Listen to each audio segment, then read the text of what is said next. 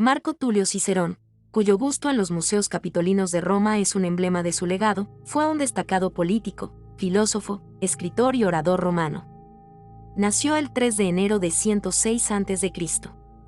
en Arpino y falleció el 7 de diciembre de 43 a.C. en Formi, a causa de una decapitación. Marco Tulio Cicerón provenía de una familia plebeya que había sido elevada al ordo ecuestre y estaba vinculada a la tribu Cornelia. Su padre, aunque pertenecía a la orden ecuestre, tenía una salud delicada que le impidió dedicarse a la política, optando por permanecer en el campo y dedicarse a la literatura. Por otro lado, su madre, llamada Elvia, pertenecía a una gens destacada y falleció tempranamente. Cicerón la describió en una carta a su hermano Quinto como una matrona romana clásica. El origen de su cognomen, Cicerón, que significa garbanzo, es un tanto incierto. Según Plutarco, se originó a partir de un ancestro cuya nariz tenía forma de garbanzo, aunque también se ha sugerido que la familia podría haber tenido vínculos comerciales con legumbres. Cuando era niño, Cicerón fue enviado a Roma para estudiar derecho con los letrados más prominentes de la época, incluyendo Escévola, cuyos alumnos incluían a figuras como Cayo Mario, Sulpicio y Ático. A través de Lucio Licinio Craso, Cicerón entró en contacto con Arquias, Aulus Laicinies Archias, un poeta de Antioquía, de quien adquirió un aprecio por la literatura helena y el arte poético. A los 14 años, posiblemente escribió su primera poesía en el año 92 a.C., lo que respalda las afirmaciones de Plutarco de que era un alumno destacado y precoz. Además de su interés por la poesía, Cicerón también recibió una sólida formación filosófica de maestros como Filón de Larisa y Diodoto. Cuando tenía 17 años, comenzó su servicio militar bajo las órdenes de Pompeyo Estrabón, el padre de Pompeyo, durante la Guerra Social de 91 a 88 a.C. Después de la conclusión del conflicto en el año 81 a.C., retomó sus estudios. Cicerón ejerció como cónsul de la República Romana en el año 63 a.C., compartiendo el poder supremo con Cayo Antonio Híbrida. Sucedió en el cargo a Lucio Julio César y Gayo Marcio Fígulo, y fue precedido por Décimo Junio Silano y Lucio Licinio Murena. Sus contribuciones abarcan diversos campos, incluyendo la política, la filosofía y la retórica. Como escritor, es reconocido como uno de los maestros indiscutibles de la prosa latina en la República Romana. Algunas de sus obras más notables incluyen De Oratore, De Republica, De Ligibes, De Officiis, De Inventione, Catilinarias, Pro Archia Poeta, Paradoxa Stoicorum, De Finibus, Laelius de Amicitia, De Natura Deorum, De Divinatione, De Fato y Auretera de Brutum. Además de sus logros literarios, Cicerón también fue un influyente filósofo y político. Fue parte del movimiento del escepticismo académico y se alineó con el partido político de los optimates. A lo largo de su vida, enseñó a destacados discípulos como Servio Sulpicio Rufo y Cayo Trebasio Testa. Cicerón fue un hombre de profunda influencia en la historia romana y es honrado con el título de Padre de la Patria. Su legado perdura como un faro de la retórica y el pensamiento en la antigua Roma. Reconocido de manera universal como uno de los autores más prominentes en la historia romana, Marco Tulio Cicerón dejó un legado indeleble. Su contribución abarca diversos campos, siendo responsable de la introducción de las más célebres escuelas filosóficas griegas en la intelectualidad de la República Romana. Además, forjó un vocabulario filosófico en latín que perduró en el tiempo. Cicerón destacó como un gran orador y abogado de renombre, aunque la mayor parte de su atención se centró en su carrera política. Hoy en día, su nombre se asocia a una rica obra literaria de carácter humanista, filosófico y político. Sus cartas, en su mayoría dirigidas a su amigo Ático, han alcanzado un inmenso reconocimiento en la literatura europea debido a su depurado estilo epistolar. Cornelio Nepote, por su parte, elogió la riqueza ornamental de estas cartas. En ellas, Cicerón abordó temas que giraban en torno a las inclinaciones de los líderes, los vicios de los comandantes y las revoluciones estatales, transportando así al lector a esa apasionante época de la historia romana. El legado de Cicerón sigue siendo un faro de conocimiento y reflexión en la historia de la humanidad, resplandeciendo a través de sus obras y escritos que continúan siendo fuente de inspiración y estudio en el mundo actual. Cicerón no solo fue un destacado político y orador, sino también un filósofo prolífico que dejó una amplia obra para el público latino. A pesar de haber tenido maestros de diversas escuelas filosóficas de su época, como el platonismo, peripatetismo, estoicismo, epicureísmo y escepticismo, Cicerón dedicó gran parte de su vida a seguir la tradición de la Academia de Atenas. La filosofía de Cicerón se destaca como uno de los ejemplos más notables de eclecticismo, fusionando ideas y conceptos de diferentes escuelas filosóficas. Además, desempeñó un papel fundamental en el desarrollo del derecho natural, contribuyendo a la formulación de principios éticos y legales que trascendieron su tiempo. El legado filosófico de Cicerón es una muestra de su profundo pensamiento y su capacidad para sintetizar diversas corrientes de pensamiento en una perspectiva coherente y útil para la sociedad romana. Su influencia en la filosofía y el derecho continúa siendo relevante hasta el día de hoy. Cicerón se erigió como uno de los más fervientes defensores del sistema republicano tradicional, enfrentándose valientemente a la dictadura de Julio César y empleando todos los recursos a su disposición en su lucha. Sin embargo, a lo largo de su carrera política, exhibió una notable variabilidad en sus posiciones, la cual estuvo en función del clima político imperante. Esta indecisión se atribuye a su naturaleza sensible y fácilmente influenciable. Su temperamento apasionado a menudo lo llevaba a reacciones excesivas ante los cambios políticos y sociales. Asinio Polión, un escritor de la época, expresó: «Ojalá hubiera sido capaz de mantener un mayor autocontrol en la prosperidad y demostrar una mayor resolución en la adversidad». Esta observación pone de manifiesto la dualidad en la personalidad de Cicerón, quien, a pesar de su brillantez como orador y político, enfrentó desafíos para manejar sus emociones y mantener una postura constante en tiempos de turbulencia política en la Roma antigua. Después del asesinato de Julio César, Cicerón se convirtió en un férreo opositor de Marco Antonio en la intensa lucha por el poder que se desencadenó. En una serie de apasionados discursos, atacó a Antonio vehementemente. Sin embargo, su postura lo llevó a ser proscrito como enemigo del Estado por el Segundo Triunvirato, lo que finalmente culminó en su ejecución por soldados que actuaban en su nombre en el año 43 a.C., durante un intento de huida de la península italiana. El redescubrimiento de las cartas de Cicerón, en gran parte gracias a la labor de Petrarca, se considera un hito fundamental que marcó el inicio del Renacimiento y el humanismo del siglo XIV. Esta redescubierta influyó en gran medida en la cultura y el pensamiento de la época. El punto álgido de la autoridad y el prestigio de Cicerón se vivió en la Ilustración del siglo XVIII, y su impacto en destacados pensadores y teóricos políticos de la Ilustración, como John Locke, David Hume, Montesquieu y Edmund Burke, fue profundamente significativo. Las obras de Cicerón siguen siendo de las más influyentes en la cultura europea, y hasta el día de hoy constituyen una fuente esencial de conocimiento de la historia romana, especialmente en lo que respecta a los últimos días de la República Romana. Su legado perdura como un faro de la historia y el pensamiento político. A la edad de 27 años, Marco Tulio Cicerón contrajo matrimonio con Terencia. De su unión nacieron 2 hijos, Tulia, quien llegó al mundo en el año 79 a.C., y posteriormente se casaría con Cornelio Dolabella en su tercer y último matrimonio, y Marco, quien nació en el año 65 a.C.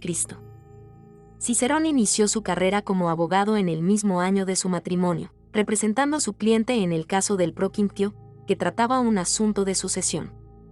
En el año 79 a.C., pronunció el discurso del Pro Rocio Amerino, en el cual de manera implícita cuestionó la autoridad del dictador Sila. Su excepcional desempeño como orador resultó en la liberación de Rocio y, al mismo tiempo, lo hizo consciente de la necesidad de mantenerse alejado de la posible ira de Sila. En consecuencia, decidió embarcarse en un viaje a Grecia que duró desde el 79 al 77 a.C. Durante su estancia en Grecia, Cicerón se sumergió en un intenso periodo de aprendizaje. En Atenas, recibió enseñanzas de notables filósofos y pensadores, incluyendo a Antíoco de Ascalón, un académico ecléctico y sucesor de Filón de Larisa, con influencias aristotélicas y estoicas, Zenón y Fedro, epicúreos. Posteriormente, entre el 78 y 77 a.C., estudió con Posidonio de Apamea, un estoico, y Apolonio Molón, un retórico, en la isla de Rodas. Durante su estancia en Atenas, Cicerón también participó en los misterios eleusinos y entabló una amistad duradera con Ático, con quien mantuvo correspondencia durante el resto de su vida. La diversidad de sus maestros influyó en sus perspectivas éticas y filosóficas. En asuntos morales, Sus puntos de vista se acercaban al estoicismo, mientras que en epistemología abrazaba un escepticismo moderado. Esta amalgama de influencias filosóficas se reflejaría en su obra posterior, caracterizada por el eclecticismo y la síntesis de la tradición clásica, que plasmaría en latín. Tras concluir su formación retórica y filosófica, Cicerón regresó a Roma en el año 77 a.C. Los primeros pasos de la carrera política de Marco Tulio Cicerón se dieron en el año 75 a.C., cuando asumió el cargo de cuestor en Lilibea, Sicilia. Este nombramiento marcó su ingreso al cursus honorum, el camino de honor en la política romana. No obstante, su reconocimiento público comenzó a consolidarse en el año 70 a.C., gracias a su destacado papel en el proceso contra Verres. En este proceso, Cicerón representó a los sicilianos que acusaron a Verres, un exadministrador de la provincia, de estar involucrado en numerosos casos de corrupción y de haber saqueado obras de arte. El discurso de Cicerón fue tan persuasivo que Verres, a pesar de tener como abogado al orador más renombrado de la época, Hortensio, optó por exiliarse voluntariamente en Masilia, Marsella, después de la primera intervención de Cicerón, conocida como la Actio Prima. En el año 69 a.C., Cicerón fue elegido edil y, posteriormente, en el 66 a.C., alcanzó el cargo de pretor. Durante ese mismo año, defendió el proyecto de ley propuesto por el tribuno de la plebe Manilio, que proponía otorgar a Pompeyo el mando en la lucha contra Mitrídates. Su discurso en apoyo a esta ley, conocido como el de Leg Manilia, lo distanció de los conservadores, optimates, que se oponían al proyecto. En ese momento, Cicerón optó por liderar una tercera vía, representada por los hombres buenos, Boni Viri, que se encontraba entre el conservadurismo de los optimates y el radicalismo reformista de los populares. Sin embargo, con la aparición en escena de figuras populares como César o Catilín, Cicerón se inclinó nuevamente hacia los conservadores en su trayectoria política.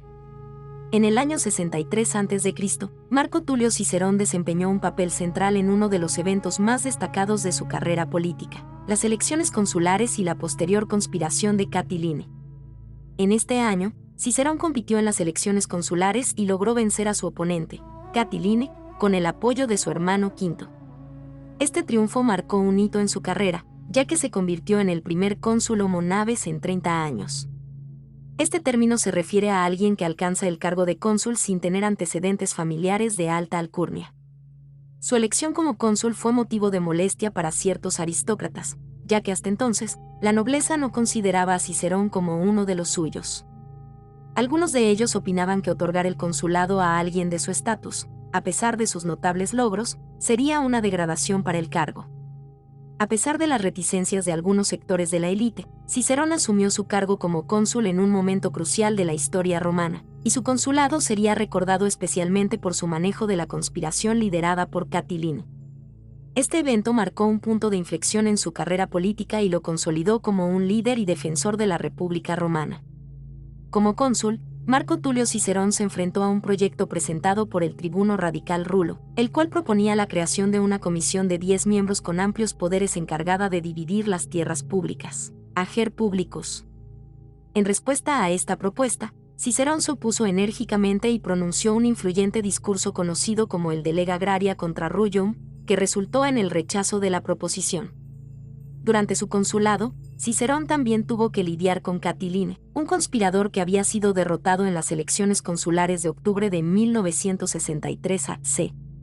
Catilín planeaba llevar a cabo un golpe de Estado, y Cicerón recibió información sobre sus intenciones. El 8 de noviembre, Cicerón denunció a Catilín en el Senado, dando inicio a su famoso discurso conocido como la Primera Catilinaria. En su discurso, Cicerón expresó su profunda preocupación por la amenaza que representaba Catilín para la República Romana y denunció las conspiraciones y actividades subversivas del conspirador. Este evento marcó un momento crítico en la historia de Roma y consolidó la reputación de Cicerón como un defensor de la República y un líder en la lucha contra los conspiradores y amenazas a la estabilidad del Estado. El 9 de noviembre, Cicerón emitió una segunda catilinaria en la que anunció que no se tomarían represalias contra los sediciosos que se entregaran de inmediato.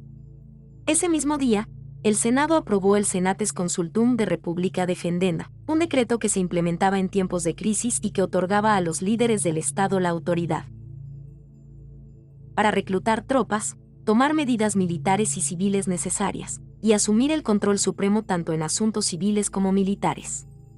La crisis política se agravó cuando Sulpicio y Catón acusaron a Licinio Murena, quien había sido elegido cónsul para el año 62 a.C., de comprar votos en las elecciones. Anular el resultado de las elecciones y celebrar nuevas elecciones no era una opción viable, por lo que Cicerón decidió actuar como abogado defensor de Murena en el proceso judicial, conocido como el Pro Murena.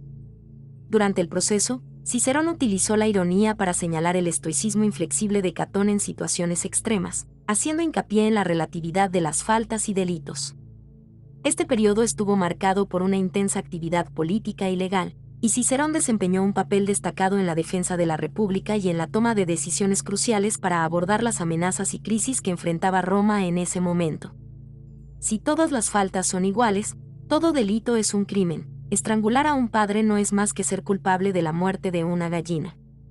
La frase "si todas las faltas son iguales, todo delito es un crimen. Estrangular a un padre no es más que ser culpable de la muerte de una gallina" es una expresión irónica utilizada por Marco Tulio Cicerón en su discurso conocido como el Pro Murena. Con esta declaración, Cicerón estaba haciendo una crítica satírica a la rigidez moral y ética del estoicismo, una escuela filosófica que abogaba por la virtud y la rectitud absoluta en todas las circunstancias. Cicerón estaba sugiriendo que si se aplicara una moralidad estricta y uniforme a todas las acciones humanas, sin tener en cuenta las diferencias en gravedad y contexto, entonces cualquier falta, sin importar cuán pequeña o grande, sería considerada un crimen. La comparación de estrangular a un padre con la muerte de una gallina resaltaba la absurdidad de esta perspectiva, ya que obviamente hay una diferencia significativa en la gravedad moral entre ambas acciones. Cicerón estaba utilizando la ironía para criticar la visión estoica de la moralidad, destacando su falta de flexibilidad y su incapacidad para discernir entre acciones de diferente magnitud ética. En otro tema, la conspiración liderada por Catilín se aprovechó del proceso judicial en curso para llevar a cabo actividades de reclutamiento de hombres en sus filas. Contactaron a los alógroges y les ofrecieron beneficios fiscales si se levantaban en revuelta en la Galia Narbonense. Sin embargo, los alógroges decidieron alertar a los senadores romanos sobre esta conspiración. Cicerón, actuando con astucia, ordenó a los alógroges que solicitaran a los conspiradores una copia escrita de las reformas a las que se habían comprometido, y estos accedieron a proporcionarla. Estos documentos proporcionaron pruebas claras de la conspiración. Con esta evidencia irrefutable en su poder, el cónsul Cicerón denunció públicamente a los 5 conspiradores, entre los que se encontraba el excónsul y pretor Léntulo Sura. En un debate posterior, los senadores, inspirados por el discurso de la Cuarta Catilinaria de Cicerón, ordenaron la ejecución de los rebeldes, privándolos del derecho a un juicio formal. Aunque Julio César propuso la cadena perpetua como una alternativa, la opinión de Cicerón, respaldada por Catón, prevaleció. Posteriormente, Catilín murió en Pistoia. Desde entonces, Cicerón buscó ser reconocido como el salvador del Estado, y fue honrado con el título de Pater Patriae, padre de la patria, por Catón. Cicerón deseaba que los romanos nunca olvidaran su papel en la protección de la República durante su consulado y en la desarticulación de la conspiración de Catilín. En el año 62 a.C., después de la muerte de Catilín, Marco Tulio Cicerón tomó la decisión de retirarse temporalmente de la política romana. En ese momento, la política estaba dominada por ambiciosos radicales, y Cicerón optó por apartarse de la escena política. Sin embargo, esta pausa en su carrera política llegó a su fin en el año 60 a.C., cuando expresó su oposición al triunvirato formado por Julio César, Pompeyo y Craso. En el año 59 a.C., durante el consulado de César y Bíbulo, César intentó neutralizar a Cicerón ofreciéndole el cargo de comisario responsable del reparto de tierras en Campania entre los veteranos que habían luchado contra Mitrídates. A pesar de esta oferta, Cicerón consideró que lo más prudente era rechazar el puesto. En marzo de 1958 a.C., los adversarios políticos de Cicerón, liderados por Pisón y Clodio, con quien ya había tenido conflictos durante el escándalo de la Bona Dea en el año 62 a.C., lo acusaron de haber asesinado ilegalmente a ciudadanos romanos durante su consulado. Coaccionaron a los senadores para que decretaran su exilio en Dirraquio, Durazo. Sin embargo, Lucio Niño Quadrato, tribuno de la plebe en ese año, se opuso al exilio y presentó una moción en junio para permitir el regreso de Cicerón. El 25 de enero de 57 a.C., 8 tribunos de la plebe liderados por Quinto Fabricio propusieron una ley para permitir su regreso, pero esta iniciativa fue obstaculizada por Clodio. Durante este periodo, la vida política de Cicerón estuvo marcada por una serie de altibajos y conflictos con figuras influyentes, y su regreso del exilio se vio obstaculizado en varias ocasiones por las luchas políticas en Roma. En agosto del año 57 a.C., Marco Tulio Cicerón regresó a Italia con el apoyo de Milón. Inmediatamente, retomó su actividad como abogado en los procesos contra Publio Cestio, pro Cestio, y Celio, pro Caelio. Estos procesos estaban relacionados con los disturbios provocados por las bandas de Clodio y Milón en Roma. Cicerón también estaba decidido a reconstruir su casa, que había sido destruida durante su exilio. Incluso los senadores lo indemnizaron con 2 millones de sestercios para ayudarlo en esta tarea. Sin embargo, recuperar los terrenos donde se encontraba su casa resultó problemático, ya que Clodio había erigido un templo en el lugar. Cuando Cicerón presionó para que se eliminara el carácter sagrado del edificio, Clodio, que en ese momento era edil, lo acusó de sacrilegio ante los ciudadanos y ordenó a sus seguidores que impidieran las obras e incendiaran la casa de su hermano. Finalmente, Pompeyo intervino para restablecer el orden. En respuesta al apoyo recibido de los triunviros, Cicerón pronunció un discurso en el que respaldaba la propuesta de Trebonio de extender por 5 años el proconsulado de César en la Galia, conocida como la Lex Trebonia. La lucha política se trasladó a las calles, donde los seguidores de los optimates y los populares provocaron violentos disturbios que perturbaron el proceso electoral normal. En el año 52 a.C., Clodio fue asesinado en uno de estos altercados. Cicerón aceptó el caso como abogado de Milón, quien fue acusado de ordenar el asesinato de su adversario. Sin embargo, el clima político era tan tenso que no pudo desempeñarse adecuadamente durante el proceso y perdió el caso. Milón evitó la condena autoexiliándose en Massilia. Cicerón publicaría años más tarde el Pro Melone, uno de los discursos más célebres de su carrera como orador. En el año 53 a.C., el Senado romano implementó una regla que requería un periodo de 5 años entre el ejercicio de una magistratura y el gobierno de una provincia como procónsul. Esto se hizo para evitar que los políticos recuperaran el dinero invertido en sus campañas electorales a través del expolio de las provincias. Dado que en el año 51 a.C. había una falta de líderes disponibles, los senadores decidieron enviar a administrar provincias a antiguos cónsules que habían renunciado a sus provincias en el pasado. Cicerón, que había rechazado la oportunidad de convertirse en procónsul de Macedonia, fue enviado a gobernar la provincia de Cilicia, ubicada en Asia Menor.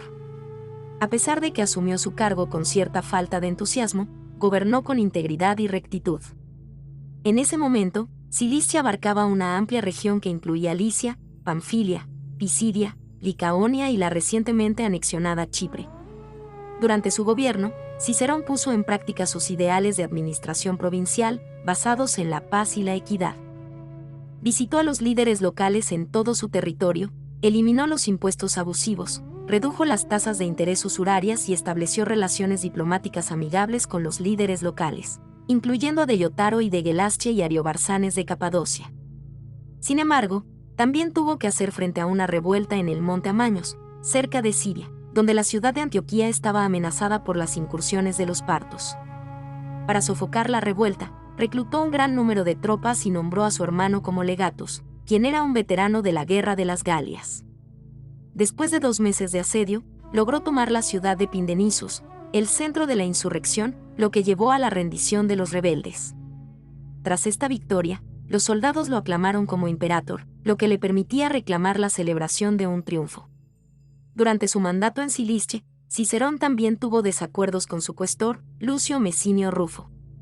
En el año 50 a.C., al regresar a Roma, la política estaba sumida en una grave crisis que enfrentaba a Julio César con los conservadores liderados por Pompeyo.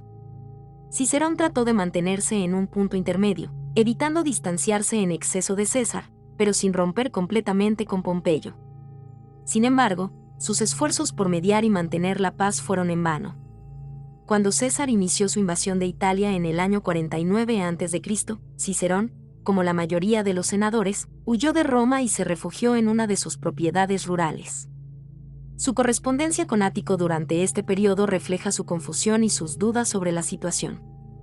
Cicerón consideró que el estallido de la guerra civil era un desastre, sin importar quién resultara victorioso.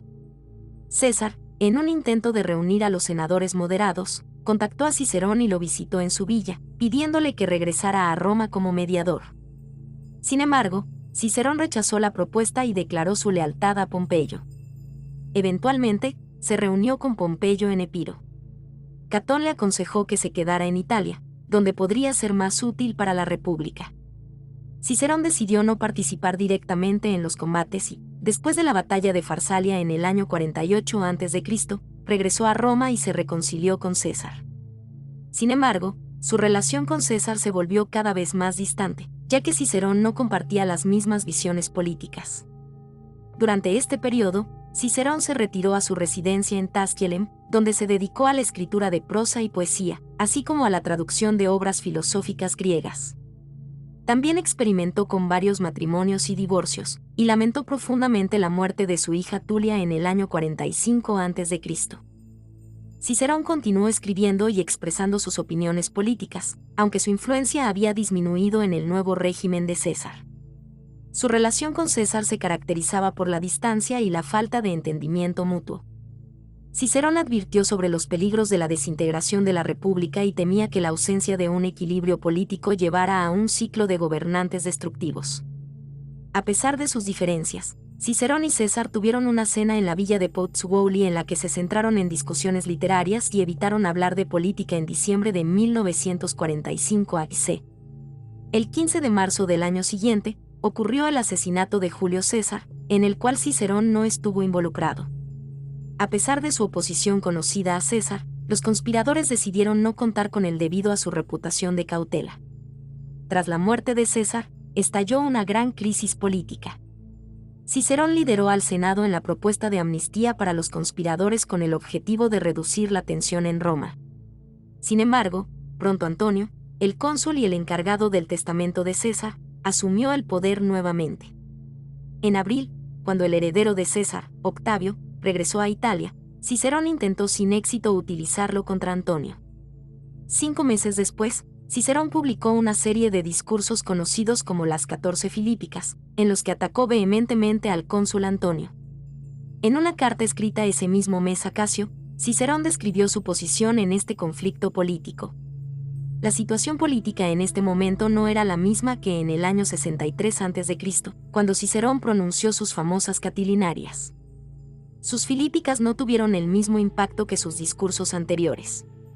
El Senado, debilitado por las luchas civiles y con muchos partidarios de Antonio entre sus miembros, rechazó la idea de declarar a Antonio enemigo público. Poco después, Octavio y Antonio se reconciliaron en Módena y formaron un nuevo triunvirato con Lépido, otorgándoles plenos poderes. Los triunviros tomaron medidas enérgicas para eliminar a sus opositores políticos, y Octavio permitió que Antonio proscribiera a Cicerón.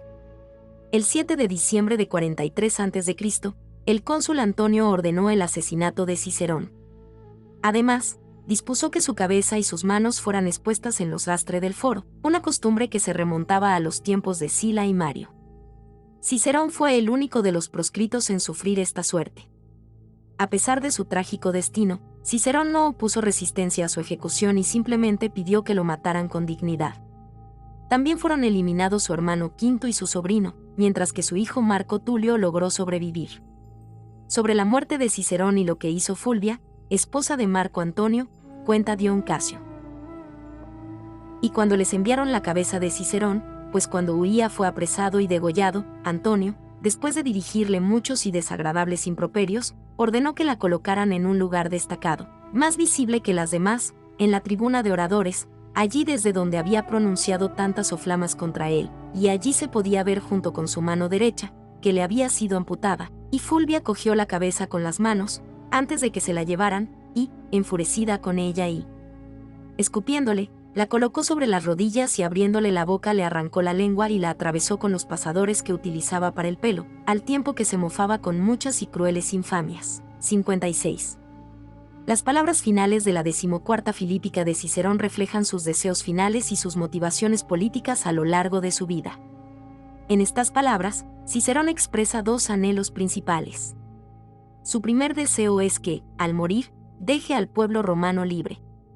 Esto significa que Cicerón esperaba que su legado político contribuyera a la preservación y la libertad de la República Romana. Su vida política estuvo marcada por su compromiso con la defensa de la República y la lucha contra cualquier forma de tiranía o autoritarismo. Su segundo deseo es que cada individuo reciba lo que merece en función del bien o del mal que haya hecho a la República. Aquí, Cicerón enfatiza su creencia en la justicia y la recompensa según el mérito. Espera que aquellos que hayan trabajado en beneficio de la República sean recompensados, mientras que aquellos que hayan actuado en su detrimento sean castigados de acuerdo con sus acciones. Estas palabras finales de Cicerón reflejan su profundo compromiso con la causa republicana y su deseo de que su legado contribuyera a la libertad y la justicia en la República Romana. Cicerón fue un destacado orador y filósofo romano cuya influencia perduró mucho después de su muerte. Aquí se destacan algunos aspectos de su legado en ambas áreas. Cicerón es ampliamente reconocido como uno de los oradores más influyentes de la historia romana y es considerado un maestro de la retórica. Su habilidad para la elocuencia y la persuasión política lo hizo destacar en su tiempo. No solo se destacó como un hábil orador en los tribunales, donde defendió casos importantes, sino también como un prolífico escritor de discursos políticos. Sus discursos, como las catilinarias y las filípicas, son ejemplos clásicos de retórica persuasiva y vehemente. Cicerón también contribuyó a la teoría de la elocuencia romana, elaborando una teoría que describía la elocuencia como un vehículo de expresión y una herramienta política. Su enfoque en la oratoria influyó en generaciones posteriores de políticos y oradores, y sus escritos sobre el arte de la retórica siguen siendo estudiados y respetados en la actualidad. Cicerón también se destacó como filósofo y escribió extensamente sobre una variedad de temas filosóficos. Aunque estudió con maestros de diversas escuelas filosóficas, en su mayoría se identificó con la Academia de Atenas. Su filosofía refleja un enfoque ecléctico, ya que incorporó ideas de varias escuelas filosóficas, incluyendo el estoicismo, el epicureísmo y el escepticismo. Cicerón hizo contribuciones significativas al pensamiento político y ético romano. Exploró temas como la ley civil y la ley natural, y elaboró la filosofía política del derecho natural. Sus escritos filosóficos, como De Officiis, sobre los deberes, continúan siendo objeto de estudio y reflexión en el ámbito de la ética y la filosofía política. Cicerón fue un gigante intelectual en la Roma antigua, conocido tanto por su elocuencia en la oratoria como por sus contribuciones a la filosofía. Su legado perdura en la retórica, la filosofía y la política hasta el día de hoy. La llegada de la filosofía griega a Roma marcó un punto de inflexión en el pensamiento romano y su relación con la filosofía. Aquí se resumen algunos aspectos clave de este proceso. Introducción del pensamiento griego. La filosofía griega comenzó a llegar a Roma en el siglo II a.C. Sin embargo, fue recibida con cierta desconfianza inicial, especialmente por figuras como Catón el Viejo, quien tenía una actitud anti-helenista. A pesar de esta desconfianza inicial, algunos aristócratas romanos, como los escipiones, mostraron interés en la filosofía griega. Epicureísmo y su conflicto. Una de las primeras corrientes filosóficas en llegar a Roma fue el epicureísmo. Sin embargo, las doctrinas epicúreas chocaron con las costumbres tradicionales romanas. Los senadores se preocupaban de que los jóvenes se dedicaran al ocio y buscaran únicamente el placer en lugar de participar en la vida pública. Esto llevó a la expulsión de algunos filósofos epicúreos de Roma. Auge del estoicismo. A diferencia del epicureísmo, el estoicismo encontró un terreno fértil en Roma. Panecio de Rodas, protegido de Escipión Emiliano, desempeñó un papel importante en la difusión del estoicismo en Roma. Sus enseñanzas influyeron en destacadas figuras romanas, incluyendo a Lelio, Furio, Aelius Estilo y jurisconsultos como Quinto Helio Tuberón y Mucio Escévola. Escritura de obras filosóficas en latín. A fines del siglo II a.C., se empezaron a escribir las primeras obras filosóficas en lengua latina. Uno de los ejemplos notables es el filósofo epicúreo Amafinio. Estos escritos en latín contribuyeron al crecimiento y la difusión de la filosofía en Roma. Cicerón como figura clave. Cicerón desempeñó un papel fundamental en la introducción y consolidación de la filosofía griega en Roma. Además de sus discursos políticos y legales, escribió obras filosóficas en latín. También contribuyó al desarrollo de un vocabulario específico para explicar la filosofía griega en latín, lo que le valió la reputación de ser un traductor de los griegos. La llegada de la filosofía griega a Roma desencadenó un proceso de adopción y adaptación de las ideas filosóficas griegas en la sociedad romana. Esta influencia filosófica contribuyó a la formación del pensamiento romano y dejó un impacto duradero en la cultura y la lengua latinas. Cicerón, con su interés por la filosofía y su contribución a la terminología filosófica latina, desempeñó un papel fundamental en este proceso. La lógica desempeñó un papel fundamental en la filosofía antigua, ya que se consideraba el instrumento para distinguir lo verdadero de lo falso y para buscar la certeza en la toma de decisiones. Cicerón, en su obra Cuestiones académicas, reflexionó sobre la búsqueda de la verdad, la certeza y la opinión, explorando diversas posiciones filosóficas al respecto. En su obra, Cicerón presenta las diferentes perspectivas respaldadas por los sucesores de Platón, como Arcesilao, Carneades, Filón de Larisa y Antíoco de Ascalón. Estos filósofos abordaron cuestiones relacionadas con la posibilidad de alcanzar certezas, el probabilismo y el escepticismo. Cicerón, sin embargo, evitó alinearse con una escuela filosófica en particular y rechazó las conclusiones demasiado dogmáticas. En su opinión, la verdad absoluta estaba más allá del alcance humano, y cada tesis tenía su grado de probabilidad. Su enfoque consistía en unir, oponer y hacer que las diferentes tesis se apoyaran mutuamente. Cicerón abordó la importancia de la lógica en la búsqueda de la verdad y la certeza en la filosofía antigua. Su enfoque ecléctico y su disposición a explorar diversas perspectivas filosóficas reflejaron su búsqueda de respuestas fundamentales en el ámbito de la filosofía y la lógica. En su obra De Finibus, escrita en paralelo con las Cuestiones académicas y publicada en el 45 a.C., Cicerón se adentra en la cuestión fundamental de la felicidad, que es la meta de toda persona.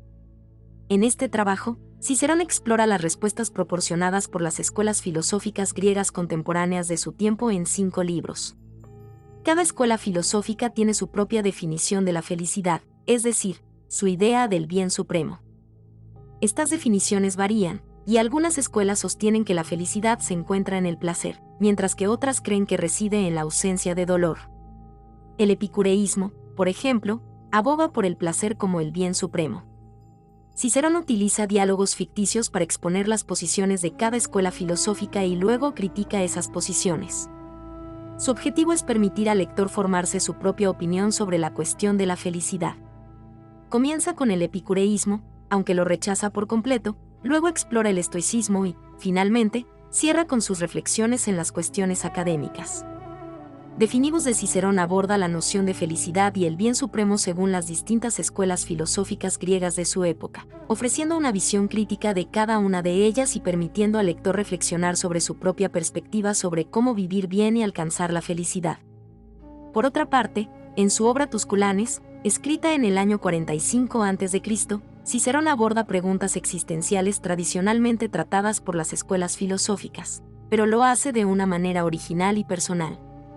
La obra consta de 5 libros y se presenta como conferencias en las que Cicerón explica a un joven anónimo una serie de temas importantes, que incluyen la muerte, el dolor físico, el dolor moral, las pasiones que afectan al alma, la virtud y la felicidad.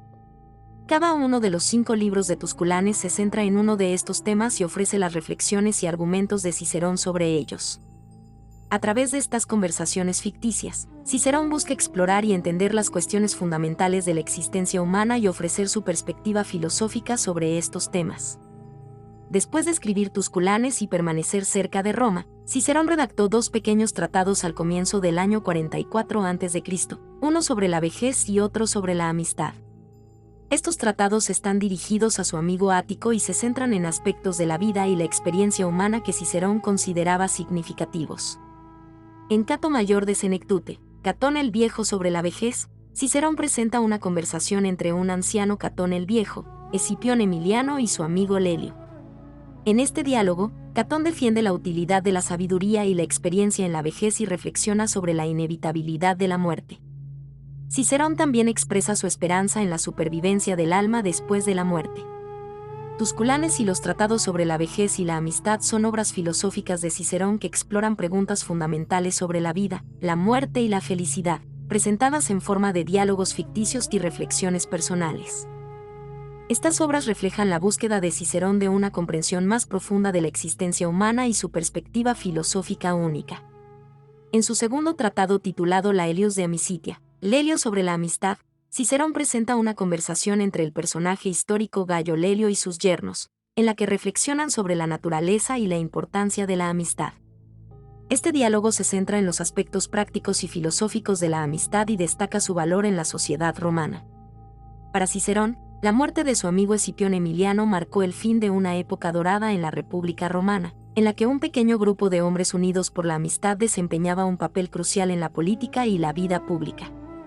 Cicerón veía la amistad como un vínculo fundamental que sostenía la virtud y la moral en la sociedad romana. En Laelius de Amicitia, Cicerón justifica la práctica romana de la amistad a través de argumentos teóricos y filosóficos.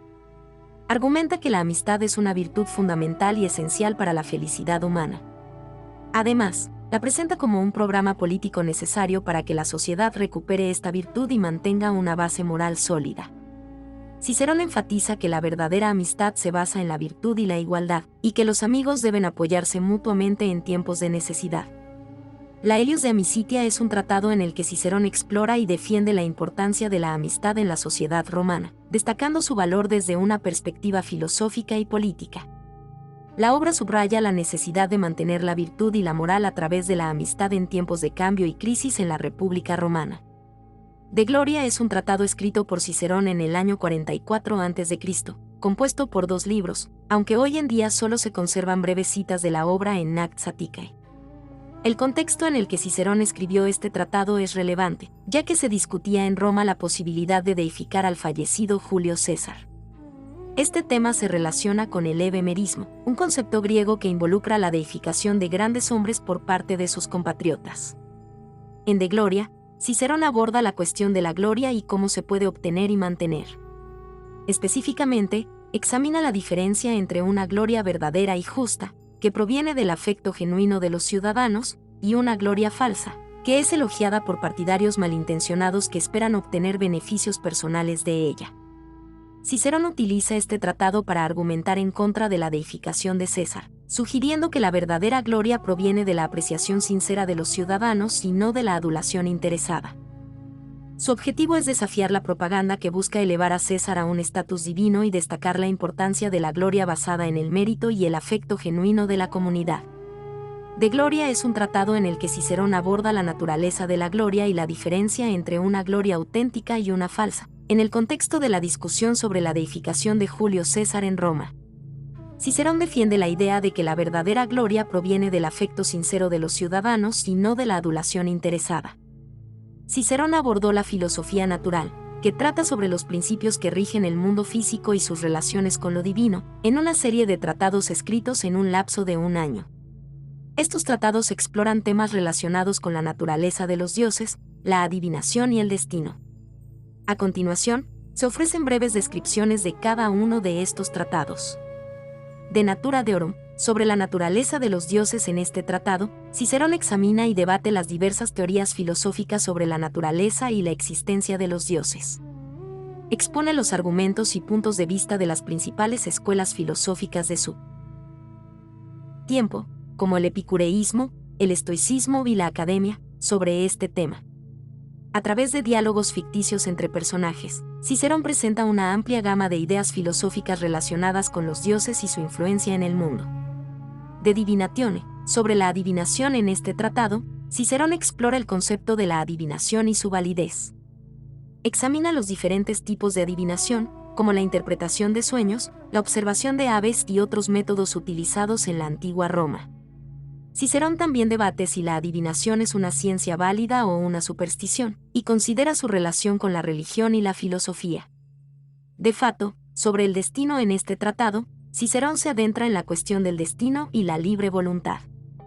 Examina si el destino gobierna nuestras vidas o si tenemos la capacidad de tomar decisiones libres y ejercer nuestro libre albedrío.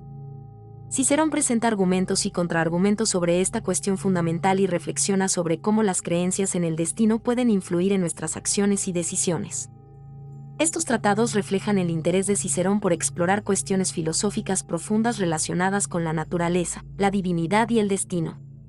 A través de diálogos y argumentos, busca arrojar luz sobre estos temas fundamentales y promover la reflexión y el debate en su sociedad. El interés de Cicerón por la filosofía natural se refleja en su traducción del Diálogo Taimeo de Platón, una obra que explora temas relacionados con la naturaleza del universo y la divinidad. A través de esta traducción, Cicerón intentó acercar las ideas filosóficas de Platón al público latino. A continuación, se destacan algunos puntos clave de su traducción y su reflexión filosófica. Discusión con Publio Nigidio Fígulo. Cicerón menciona en el prefacio de su traducción que discutió cuestiones de física con el neopitagórico Publio Nigidio Fígulo durante su viaje a Cilisce. Estas discusiones influyeron en su enfoque al traducir y comentar el Taimeo de Platón. Oposición entre lo eterno y lo móvil. Cicerón explora la distinción entre lo eterno y lo móvil, lo que está en constante cambio y lo que es inmutable. También conecta lo eterno con la belleza, lo que refleja la influencia de la filosofía platónica en su pensamiento. Génesis del universo y los dioses. La traducción incluye un resumen de la génesis de todo lo que existe, incluido el nacimiento de los dioses. Cicerón aborda estos temas como mitos, pero también los incorpora en su reflexión sobre la naturaleza y la divinidad. Dios como el universo. En su obra De Natura Deorum, Cicerón argumenta que el universo es una máxima perfección y utiliza el término Dios para referirse al universo en sí. Sugiere que el conocimiento de Dios surge de la contemplación de la naturaleza, y compara el universo con un diseño inteligente, similar a un reloj. Supersticiones y temor a los dioses. Cicerón también aborda las supersticiones y describe el temor excesivo a los dioses como una forma de superstición. Examina estas creencias desde una perspectiva crítica y racional. Ataque a doctrinas estoicas. En su obra, Cicerón critica varias doctrinas estoicas, como la idea de un cuidado providencial para el hombre, la identificación del calor con la inteligencia y la atribución de vida y pensamiento al universo y los cuerpos celestes. A través de su traducción y comentarios, Cicerón contribuyó a la difusión y el debate de ideas filosóficas en Roma, fusionando la filosofía platónica con su propio pensamiento y proporcionando a su audiencia una perspectiva más amplia sobre cuestiones relacionadas con la naturaleza y la divinidad. El Tratado de Divinatione de Cicerón aborda dos problemas relacionados, la adivinación y el destino. Estos temas son esenciales para entender la relación entre la religión y la política en la Roma antigua y también para explorar la cuestión de la libertad humana. A continuación, se resumen los aspectos clave de su enfoque en De Divinatione. Adivinación. Cicerón examina críticamente diversas formas de adivinación, incluidos los oráculos y la aruspicina etrusca. Aunque se muestra escéptico hacia estas prácticas, no las descarta por completo. Argumenta que los augures romanos, a diferencia de otros sistemas de adivinación, no se utilizan para predecir el futuro, sino para obtener la opinión previa de los dioses en eventos importantes de la República. Esto les otorga un valor político y social. Crítica a las teorías estoicas. Cicerón critica las teorías estoicas que defienden la adivinación y se niega a aceptar que el principio de que cualquier evento tiene una causa implica que los eventos futuros pueden ser predeterminados. Su escepticismo se extiende a la idea de que los dioses puedan revelar el futuro de manera precisa a través de la adivinación. Relación entre religión y política. Cicerón destaca la importancia de la adivinación en la vida política y cívica de Roma. Argumenta que, aunque puede ser escéptico sobre la adivinación, reconoce su utilidad en la toma de decisiones políticas y en la obtención de la opinión divina durante eventos de importancia pública. Libertad humana y destino. A través de su discusión sobre la adivinación y el destino, Cicerón también aborda la cuestión de la libertad humana. Al cuestionar la capacidad de predecir el futuro de manera precisa, resalta la importancia de la libre voluntad y la elección individual en la vida de las personas.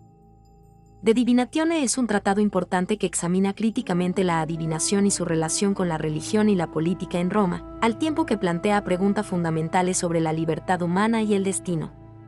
Cicerón ofrece una perspectiva escéptica pero pragmática sobre estas cuestiones. En De Fato, Cicerón continúa su rechazo al determinismo y critica la concepción estoica que sugeriría que los actos individuales están completamente determinados por fuerzas fuera del control humano. Su defensa de la libertad humana es una parte importante de su filosofía y lo lleva a oponerse a cualquier doctrina que limite significativamente la capacidad de elección y acción de las personas. Aunque Cicerón se muestra crítico con la idea estoica de que todo está predestinado y que no hay espacio para la libre voluntad, también cuestiona la noción epicúrea de la aleatoriedad en el movimiento de los átomos. Para él, encontrar un equilibrio entre la libertad individual y la causalidad en el universo es esencial.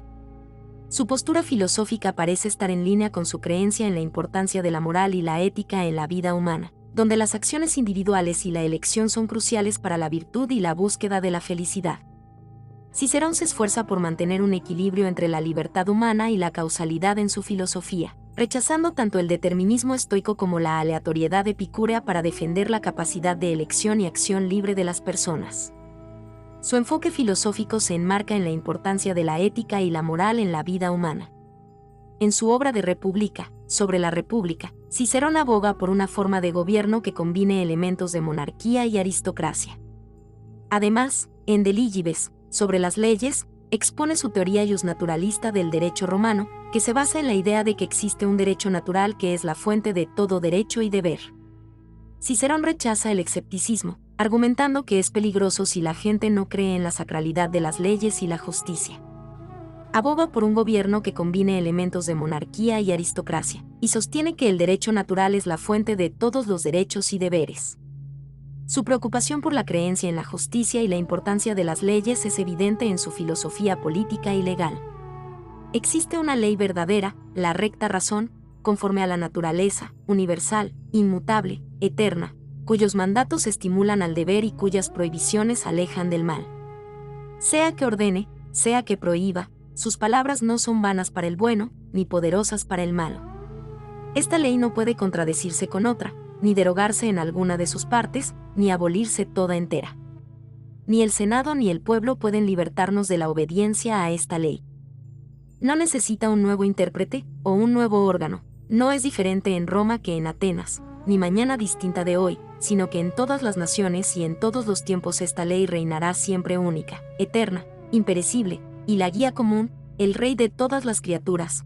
Dios mismo da el origen, la sanción y la publicidad a esta ley, que el hombre no puede desconocer sin huir de sí mismo, sin desconocer su naturaleza y sin sufrir por esta sola causa la más cruel expiación, aunque haya evitado en otro tiempo lo que se llama suplicio. Esta es una declaración poderosa de la visión de Cicerón sobre la ley y la justicia. En su perspectiva, existe una ley verdadera y universal que emana de la razón y está en armonía con la naturaleza. Esta ley es inmutable y eterna, y sus mandatos son imperativos morales que guían a las personas hacia el deber y alejan del mal. Cicerón argumenta que esta ley no puede ser contradicha por ninguna otra ley o autoridad, ni puede ser derogada en parte o en su totalidad por ningún poder humano, incluido el Senado o el pueblo. Además, no requiere de intérpretes adicionales ni de una nueva autoridad para ser efectiva, ya que es constante en todas las naciones y en todos los tiempos. Finalmente, Cicerón atribuye esta ley universal a Dios como su origen, sanción y promulgación. Sostiene que quienes desobedecen esta ley no solo están yendo en contra de la justicia, sino que también se alejan de su propia naturaleza y enfrentarán consecuencias graves, incluso si evitan lo que comúnmente se conoce como castigo o suplicio. Lucha por una comprensión de la ley y la justicia arraigada en principios universales y morales que trascienden las leyes humanas y que deben ser respetados por todos. De Officiis, sobre los deberes, es una obra importante de Marco Tulio Cicerón que se centra en cuestiones éticas y morales. Escrito alrededor del 44 AC, este tratado se presenta como un conjunto de consejos y pautas para vivir una vida virtuosa y ética en diferentes roles y circunstancias, incluyendo la vida familiar, la sociedad y la ciudad. Cicerón dirige su obra principalmente a su hijo, pero también a cualquier persona que desee comportarse de manera adecuada y virtuosa en la sociedad. La obra se organiza en 3 libros y aborda temas como la justicia, la honestidad, la generosidad, la gratitud, la amistad, la lealtad y muchos otros aspectos de la conducta humana. En De Officiis, Cicerón defiende la idea de que existe una ley natural o moral que rige la conducta humana y que todos los individuos deben aspirar a comportarse de acuerdo con esta ley. También enfatiza la importancia de la virtud en la toma de decisiones y acciones, y argumenta que las acciones virtuosas son intrínsecamente valiosas, independientemente de las consecuencias. La obra ha tenido una influencia duradera en la ética y la filosofía moral a lo largo de la historia y ha sido ampliamente estudiada y comentada por filósofos y pensadores posteriores. Cicerón aboga por una ética basada en la razón, la virtud y la búsqueda del bien común, y su obra continúa siendo relevante para las discusiones éticas contemporáneas. De Officiis de Cicerón va más allá de ser un simple tratado moral y ético. También refleja sus aspiraciones políticas y su deseo de un gobierno romano guiado por la justicia y la virtud. En la obra, Cicerón aboga por principios como el respeto a la propiedad privada y pública, la honestidad en la observancia de contratos y tratados, la protección de las ciudades aliadas de Roma y la estabilidad del imperio a través del cese de las guerras de conquista.